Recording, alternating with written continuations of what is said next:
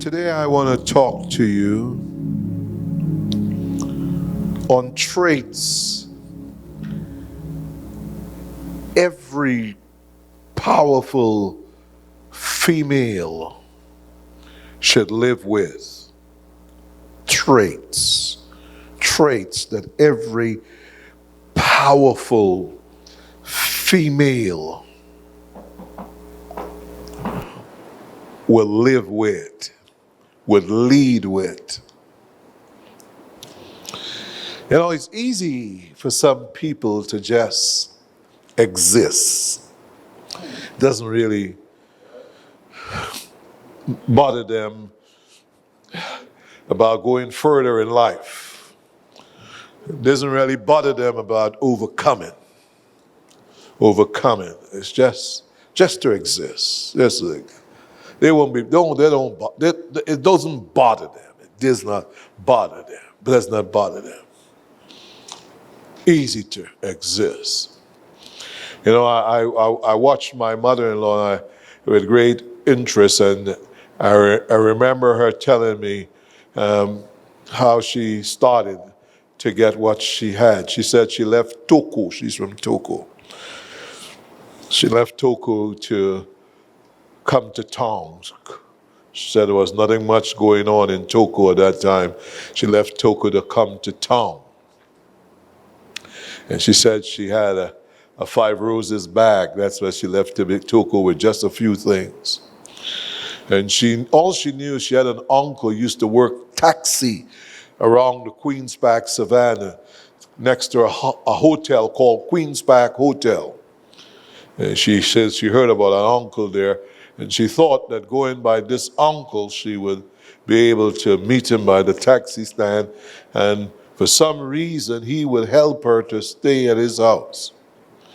And she said when she got there, that day her uncle did not come to work.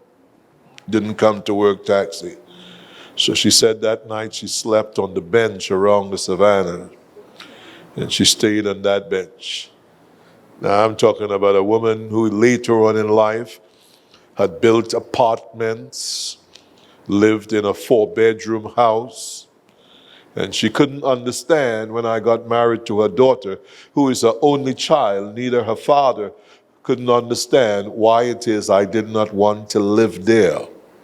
Because they had 4 bedrooms. They had built it with the expectancy that the son-in-law would probably come to stay there and grow their daughter. And when I got married to Michelle, I said, no way, no way. Your mother already told me, blessed is the child that has his own. So we are going to rent. We're going to rent. She felt I was a little arrogant at that time, but it worked out good. Because when she realized how adamant I was to go on rent, she gave me $26,000 and a piece of land, and she said, well, since you're going to rent, better you build your own house. So it was good. It wasn't intentional, but it was good. It was good that I made that decision. I am going to be on my own.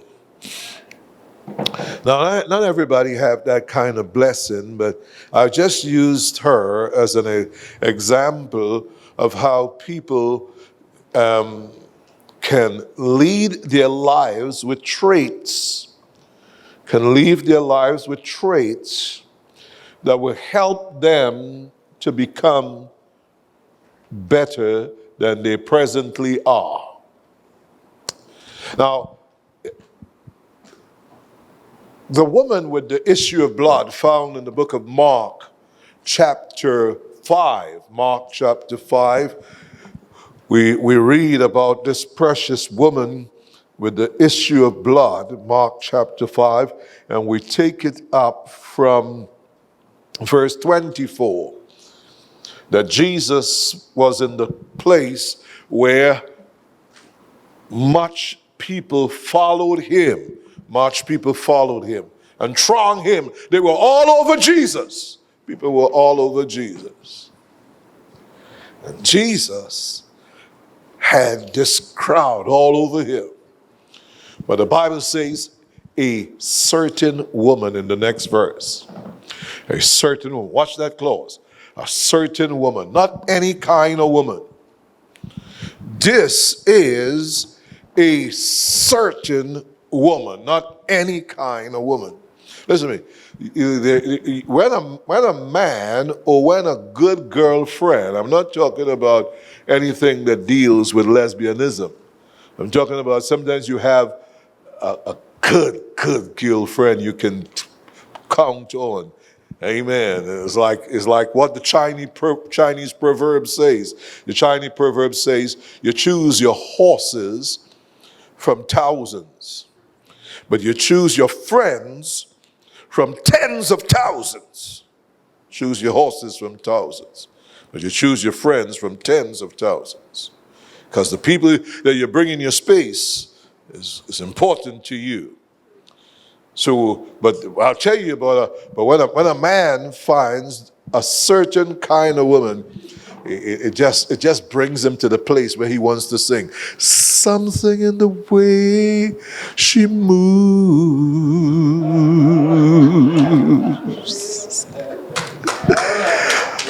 attracts me like no other lover. Oh my God. Something in the way she moves. I don't want to leave her now. Listen. There's something about a certain woman. Now, not because she's a certain woman, it doesn't mean that she's not bringing baggage. She doesn't have problems. You realize immediately that this certain woman, and the reason why Mark calls her a certain woman is because Mark is going to tell you a story about her without calling her name. Mark is going to tell you a story about this woman without calling her name. Mark says about this woman that this woman, she has issues. She has an issue of blood 12 years. In other words, this woman is dealing with something that is a sickness. The sickness that Mark is talking about, he goes on later on in the text. He goes on later in the text to describe the sickness that the woman has. Mark calls it in the 29th verse, he calls it a plague. She felt in her body that she was healed of that plague. Let's go back to the next verse I just came from. But I just wanted to show you that they had described her situation not just only as a sickness, but as a plague. Plagues are insultive to you. Plagues are curses upon your life. Plagues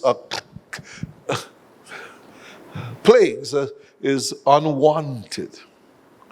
It is not something you want to have to be a part of your life. And this woman's issue was of blood, while some of you, your issues may be differently. Issues that you are dealing with differently.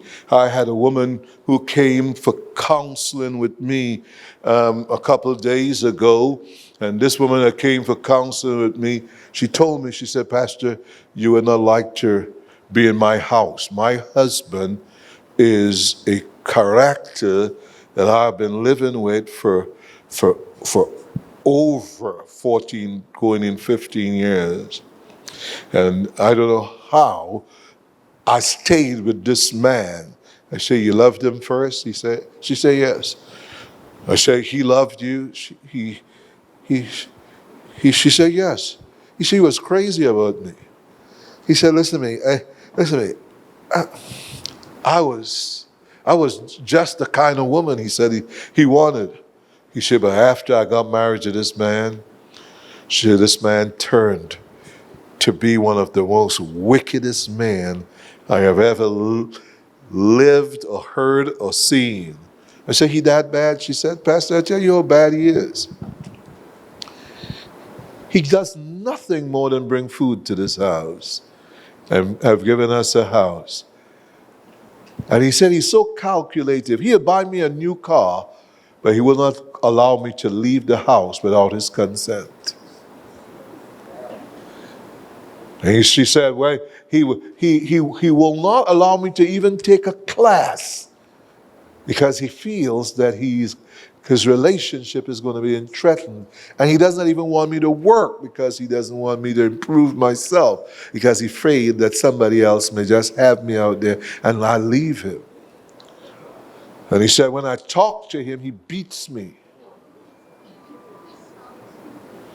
She said, worse than beating me is sleeping with a knife under his pillow every night. And she says, and particularly, he believes in strong witchcraft.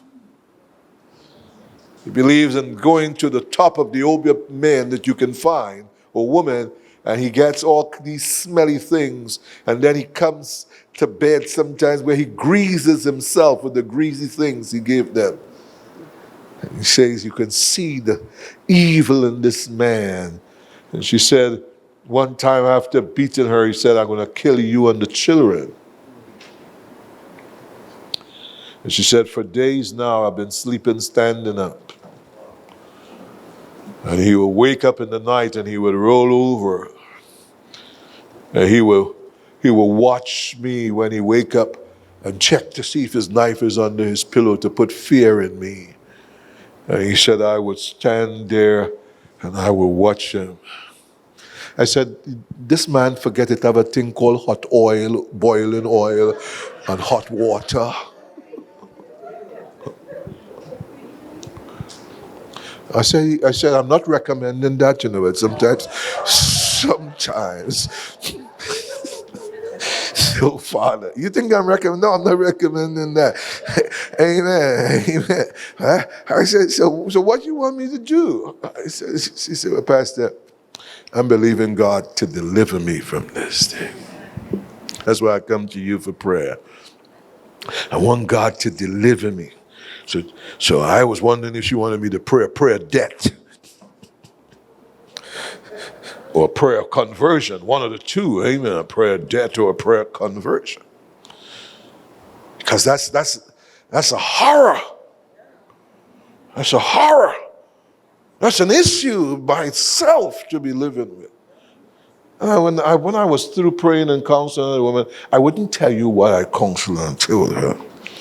But I watched that woman go out of the office, and I realized that woman survived all of that because she told me she had a plan. She had a plan. And the plan was basically, I am not going to leave my girl child here. And I'm not going to leave my impressionable son to be with a man who has no care for them, to find himself on the streets. She said, the only place I can go is to go back with my mother or go with a man. She said, and I could do it. But I prefer to fear God and live out this situation to get my children to adulthood.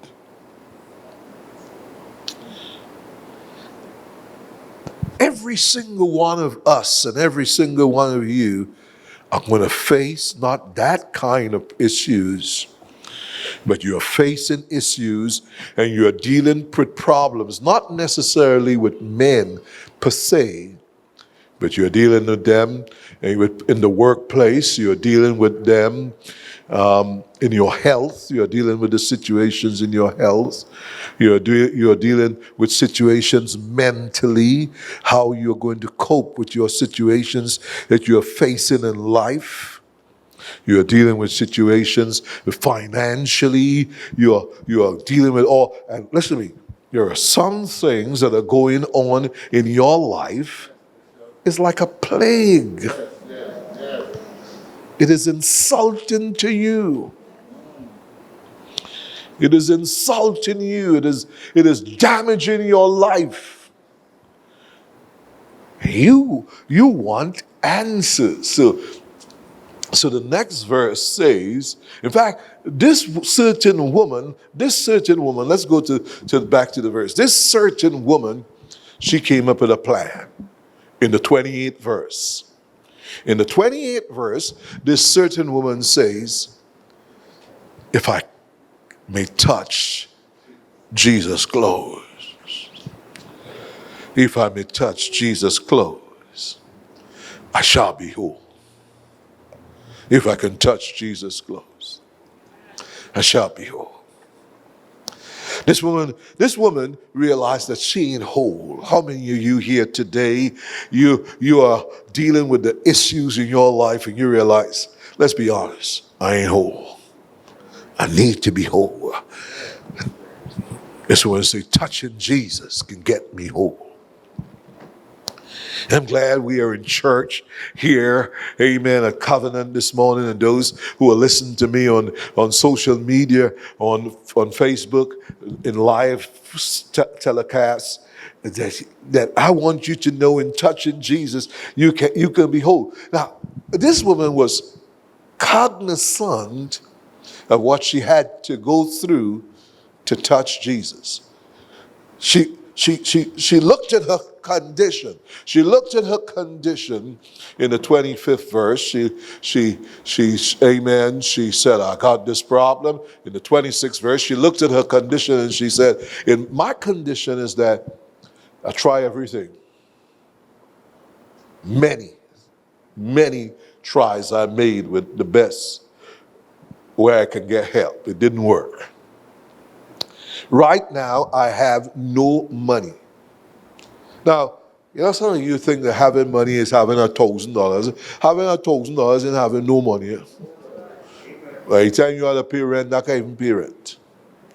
That can't even pay for a good car installment. Anytime you have a car, and you paying under oh Lord, let me ask more just. Anytime you have a car, you paying under a certain amount, that is a push mobile you have. To get a good car, you have to pay over $2,500. Anytime you have a car under that price and you're paying for it, that car is worse. So that you listen to me, having so you gotta be frank with yourself. In your present situation, you need help. You need help.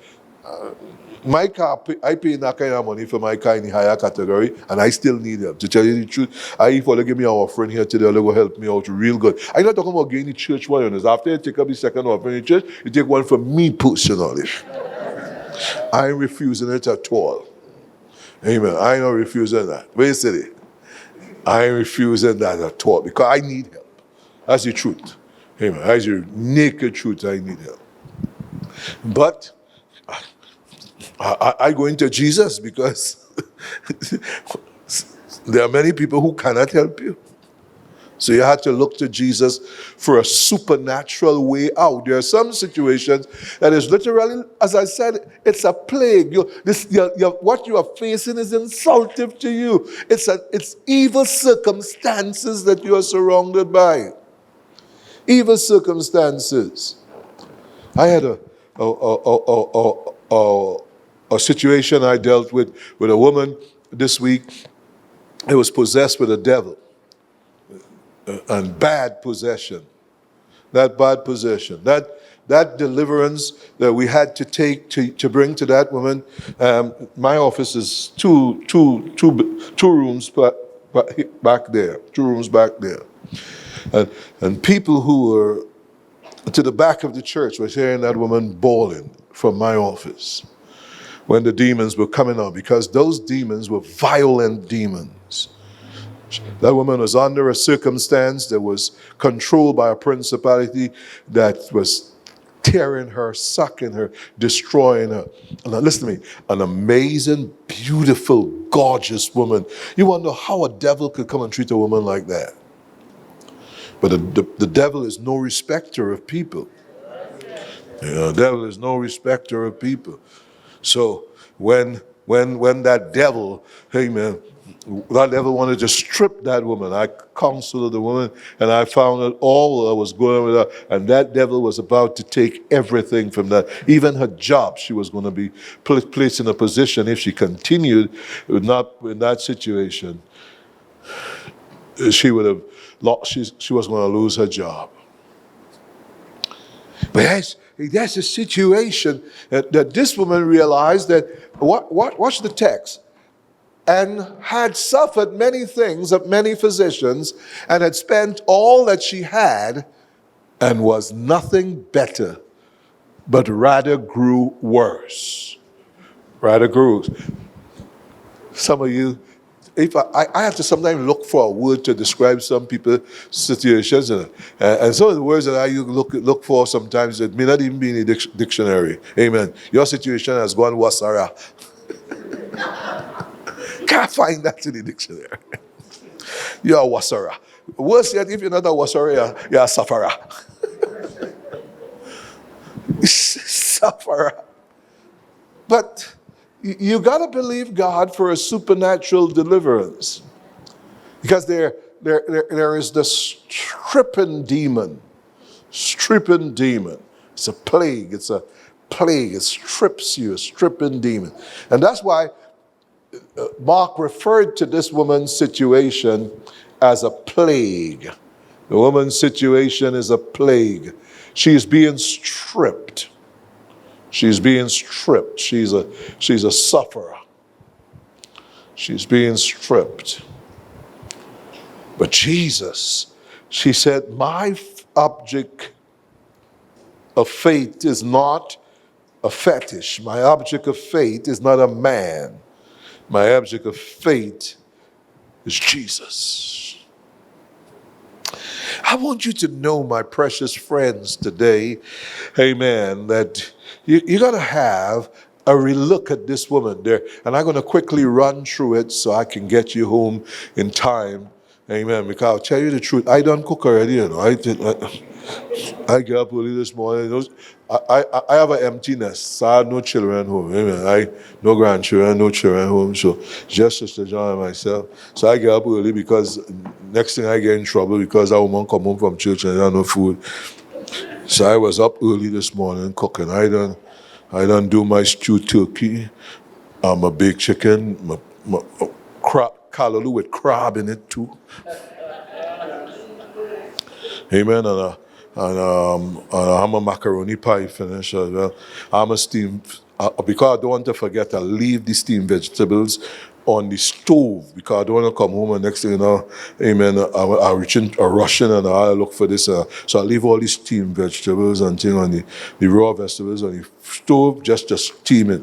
And you know, I tell my wife I come back to steam and she said, well, the food ain't going to be ready. You want me to throw furniture and thing out this house and break plates and all them kind of thing. You come home and I ain't have no food, Mother's Day. I said, no, when you're changing your clothes, by the time you come downstairs, that go steam. Amen. So food will be ready. Amen. Amen. So let me see if I can send all you quick.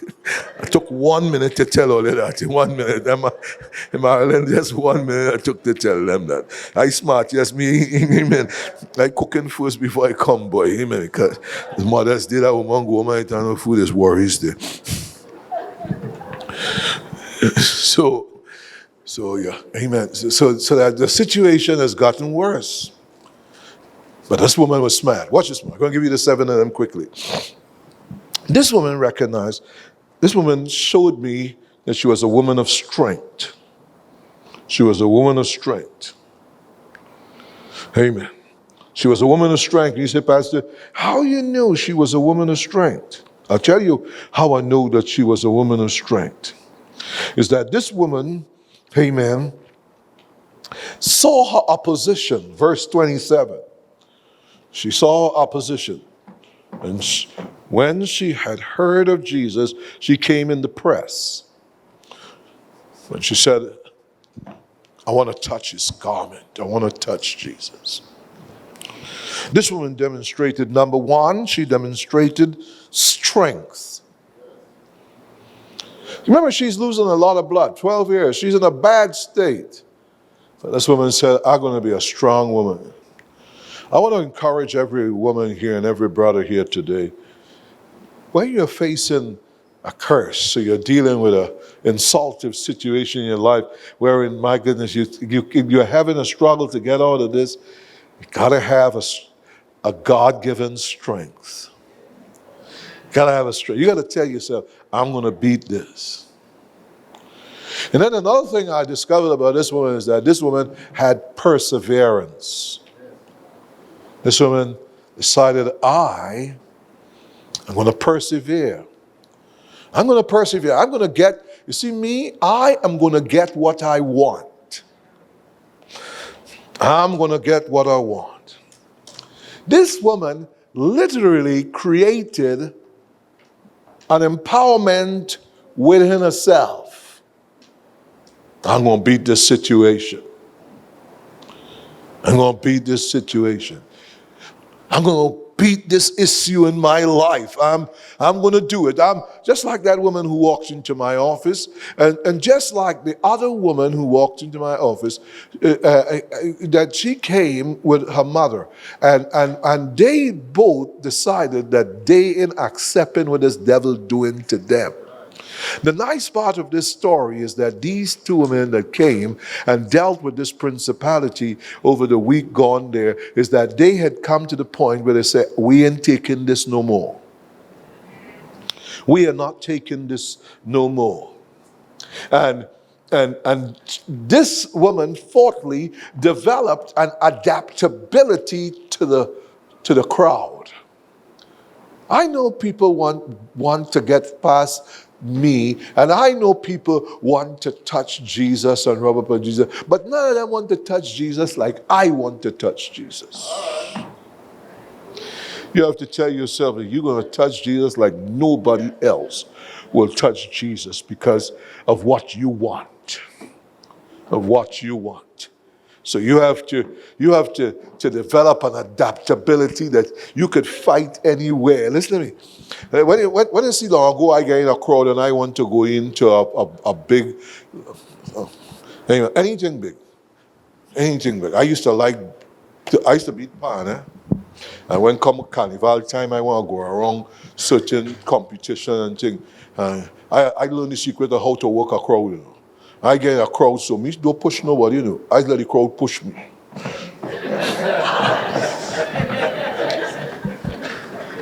And the crowd pushing me, amen. You think I'm going to take all that energy with her for me to be pushing that crowd, and the crowd already pushing? All I know how to do is to make sure I keep my foot planted when I planted, but when the crowd moving, amen. You got to know how to adapt to every situation in your life and tell yourself, you can beat any situation. You can beat any situation. Amen. And particularly, I remember one time my little brother used to like to look for fight. I have a little brother, he liked to look for fight. And listen, man, we from Tong, we from Picton Street in New Tong, you know. He don't leave Tong at all. He go and live on Duncan Street in Port of Spain too. Oh, Father, I don't know. I get that boy a whole apartment in Diego Martin. I said, boy, come out from Duncan Street now. And I leave that apartment open for 6 months because the kind of trouble I hear in that boy getting in Dong there. Like, telling me, Jesus, I'm ashamed to tell you something, the trouble that boy put himself in. I said, come out from Tong. I was so glad that when he got some help to go and live in the States. So listen, I'm the most happiest bigger brother right now. Because my brother now, he out there and he gone in States to live now. Amen. Amen. My stepfather died and left a whole inheritance for him in the States. And he went up in the States to see about it and stay up there. Listen to me, I was so glad. I also got some money from him too because all that money caused me trouble. I wanted some of that inheritance. I get a little blessing out of that. Amen. Thank God, amen. I don't have to worry about that. Amen. And what I don't see now, it don't bother me. Amen. Because he far from me. You know. Gabriel know him good. Gabriel know him real good. Amen. Gabriel grew up down on that side, but now he moved up on the eastern side now too, so you know what I'm talking about.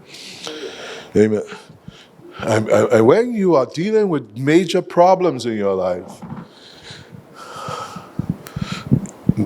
You have to learn, number 6, how to ignore bad advice. Because when you're going through bad time, people can give you some advice, you know. When you're going through bad time, look, boy, you know, you could do this, you know. You could do this and get through, you know. And sometimes when you end up in jail, you're glad you get caught, just because if you didn't get caught, you'd get killed. You'd have gotten killed if you didn't get caught. Not that thing's better in jail, but at least you're alive.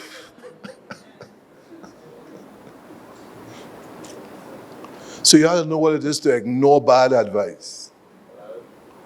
You have to know what it is to ignore bad advice. So you can imagine much people must have tell that woman you're going on in that crowd on the way you're going on where Jesus was. You going by Pastor John Church. Pastor John is a man who's talking about a lot of money and prosperity and success and all that kind of thing. You better stay far from Pastor John. Not knowing that you need to come close to me, because if any overflow come out from me, it's coming on you. You know. The blessing coming on you. So when you, amen, you think I'm going to sit down under any sufferer? I already kind of see in a little difficult time. You maybe go and sit down under more sufferers again. No, listen to me. I'm looking for where I can get some help. I need help. Hello there. I need help. Me go and sit down under no sufferer. So it's just so important that you recognize how to ignore bad advice. And then you also need to know, like this woman, you have to know what it is to ask questions. You have to start talking to yourself and asking questions about how this happened to you. Blind Bartimaeus said, I called Jesus. How this happened to you, Jairus, with a dead child? I stood with Jesus.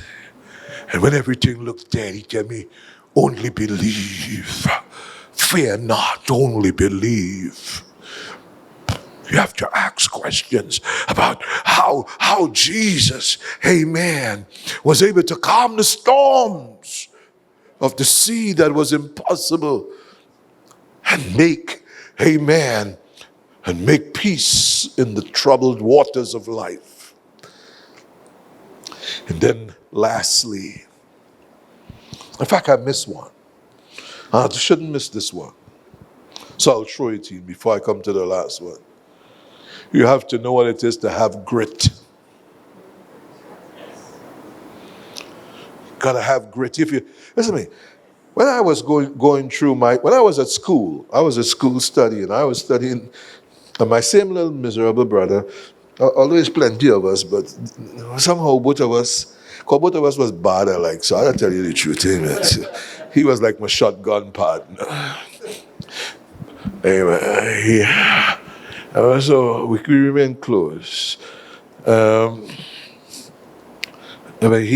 when I was in school, he used to help me real make sure, give me some when he get little clothes and thing and a little change, he give me a little thing. So I'm happy for that. Good brother.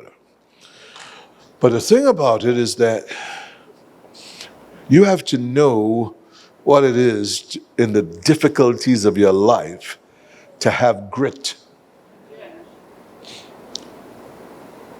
And when I was at school,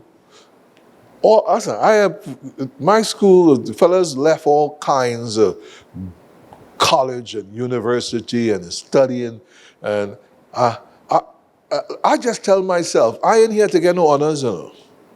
I am not here to graduate with honors. All I want to do is to graduate. So, because I have my challenges, and I tell myself there, for me to graduate, I must have grit, gumption, guts, and grace. What got me through college? In fact, when my principal saw me that day on Frederick Street, he started crying. When the man saw me, I told you this already. Come. Not Gabriel this time. I want to get a new one. Come on, Amir. Come on, Amir. I walking up Patrick Street, and my principal walking up. And my principal see me coming up, and he see me from a distance. He said, "Oh God,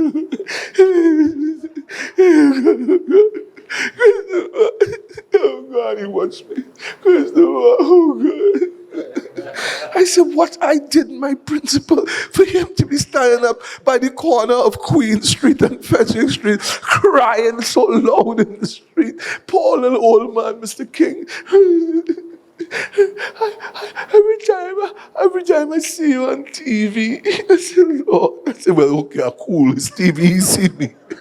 He didn't hear nothing, but I see you on TV, and I hear you speak, and I see what you're doing. He said, you make me proud. And he pulled down on my chest and he started to cry. He said, we wasn't expecting much of you, you know. He wasn't expecting much at all. He wasn't expecting much. I'm in Canada. One of my teachers, the dean of education, has invited me to church. And he's when I got to his church, he's so happy that he has one of his students to introduce to the people of his church. And he introduced me to the people of his congregation. And he said, I did not know what will become of him, but I want you to hear his story. Hear his story. He said, because he's one of my model graduates from that college. He has become outstanding. Listen to me, you gotta have grit, gumption, guts, grace, and tell yourself you're gonna beat this. Come on, do I get a praise? Amen. Amen for God. I'm going to beat this. And lastly, you gotta be tenacious. You gotta have tenacity. See that press? You gotta tell yourself, I'm going to be one of them.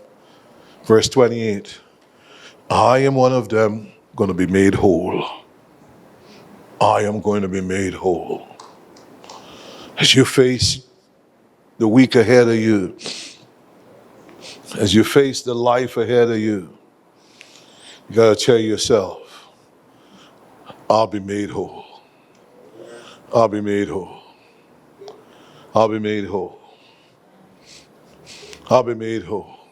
I am going to be made whole.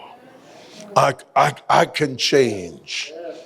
I can have this situation fixed in my life. I can live better. I can live as an overcomer because, amen, I'm going to have these traits. These traits, I'm going to have these traits that are going to make me a woman with a difference, a man with a difference. I'm going to have these traits. It is not how it look. It is not how I start, but it's how I finish. Come on, stand on your feet this morning, amen. It is not how I start. It is how I finish. How I finish. How I finish. How I finish. People are going to hurt you. People are going to do you wrong. But on the other hand, God is going to put angels in your way. God is going to put angels. God is going to send angels in your way. God is going to send angels in your way. God is going to send angels because you're holding on to Jesus. You're holding on to Jesus. You're holding on to Jesus. Amen. You're holding on to Jesus. Amen. Amen. Amen.